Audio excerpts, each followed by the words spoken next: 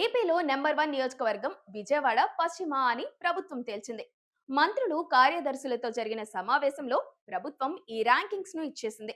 అభివృద్ధి సంక్షేమ సూచికల ఆధారంగా రాష్ట్రంలోని 175 నియోజకవర్గాలకు ప్రకటించిన ర్యాంకుల్లో విజయవాడ పశ్చిమ నియోజకవర్గం అగ్రస్థానాన్ని కైవసం చేసుకుంది. 93% మార్కులతో A+ గ్రేడ్ సాధించి రాష్ట్రంలోనే నెంబర్ 1 నియోజకవర్గంగా నిలిచింది. గాజువాక, కాకినాడ సిటీ తరువాత స్థానాల్లో ఉన్నాయి. విజయవాడ పశ్చిమ నియోజకవర్గంలో సుజనా చౌదరి బాధ్యతలు చేపట్టిన అప్పటి నుంచి మిషన్ వెస్ట్ పేరుతో నూతన కార్యక్రమాలకు శ్రీకారం చుట్టారు. నియోజకవర్గంలోని ప్రతి పేదవాడికి ప్రభుత్వ పథకాలు అందేలా గడప గడపకు సుజనా వంటి కార్యక్రమాల ద్వారా క్షేత్రస్థాయిలో యంత్రాంగాన్ని పరిగెత్తించారు.